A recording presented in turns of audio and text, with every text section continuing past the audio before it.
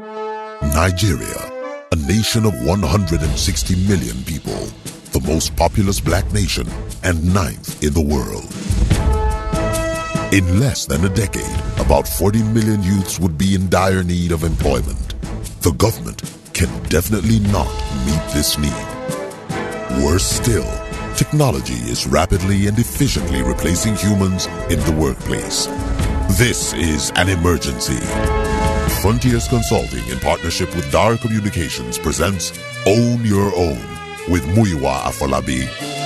Learn to start, grow, manage, and profit from your own business in Nigeria.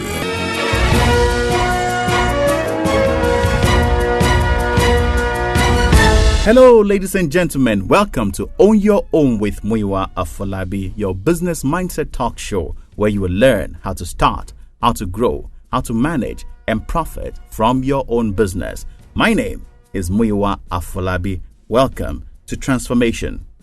Today, I want to share on the core of your business. What exactly makes the core of any business? This one, I have titled it, The Core of the Matter. Let's learn it together as we progress. Many businesses today are under tremendous pressure and anxiety about where their growth will come from in this year. Teams are meeting, putting together plans and strategies for success. Competitors are also planning on how they can take on a larger share of the market, deliver more in volume, revenue, and profit. The dynamism and inconsistencies in the market and business environment keeps making it difficult for business leaders to chest beat about good profit at the end of this financial year.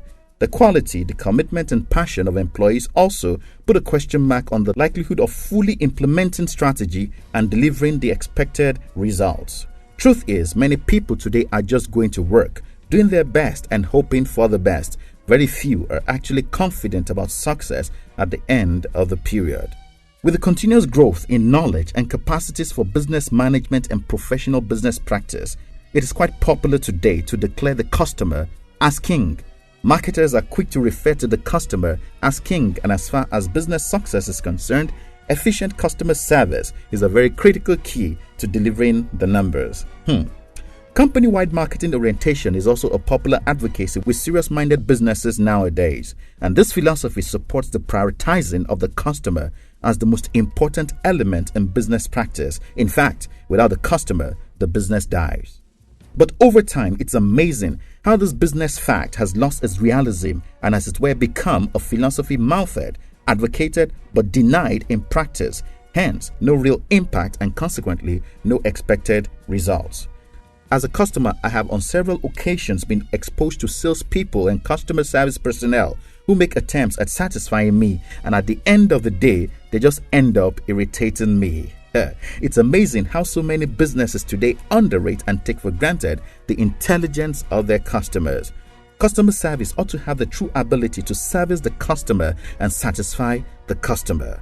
Customer service is not just a set of activities wired into the process of making a sale, giving it a robust appearance but lacking in essence and the real ability to make customers happy. Customer service is not supposed to be packaged in a way to insult the intelligence of the customer or compensate for product failure.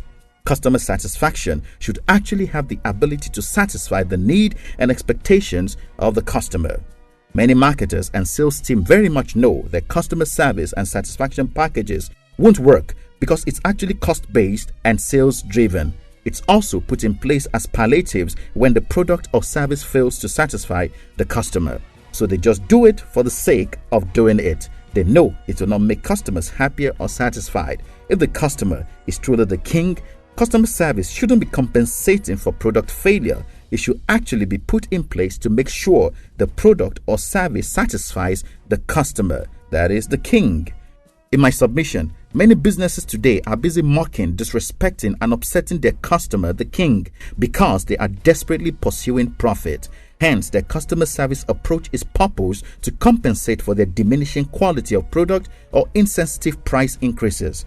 This style can never sustain customer growth and loyalty. Subsequently, with time, customers will move. In my opinion, I think a business organization consists of a group of persons brought together for the common purpose of creating and keeping customers.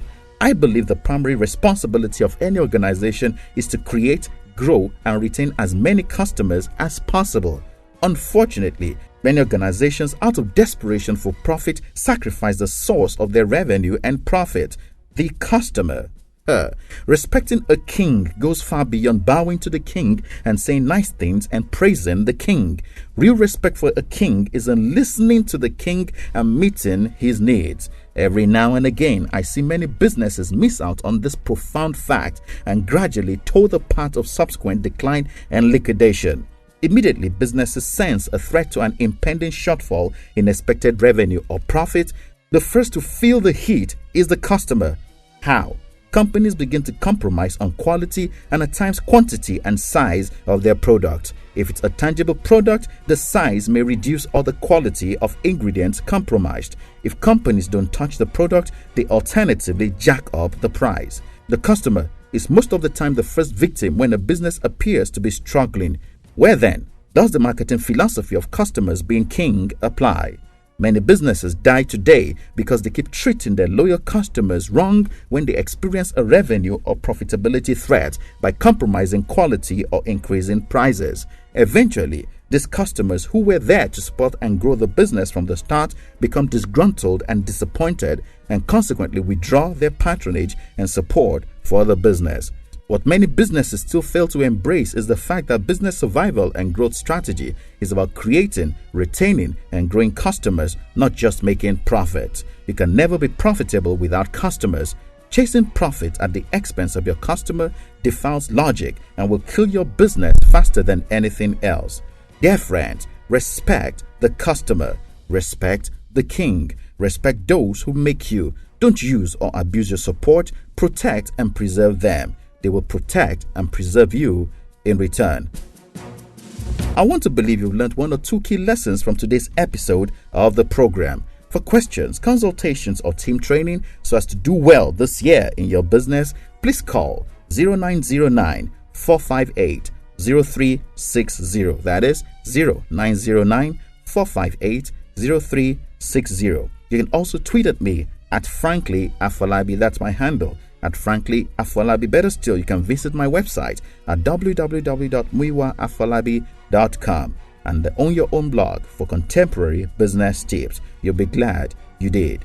On Your Own with Muyiwa Afolabi, your practical business coaching talk show, is jointly brought to you by Frontiers Consulting and DAR Group. For sponsorship and advert details, please call Florence on 0706 349 6599 or Victor on 0818 719 6887. Till I come your way again, same time, same station next week for another exciting edition of this talk show. My name is Muyiwa Afolabi, your business coach. Please take charge of your business. Bye-bye.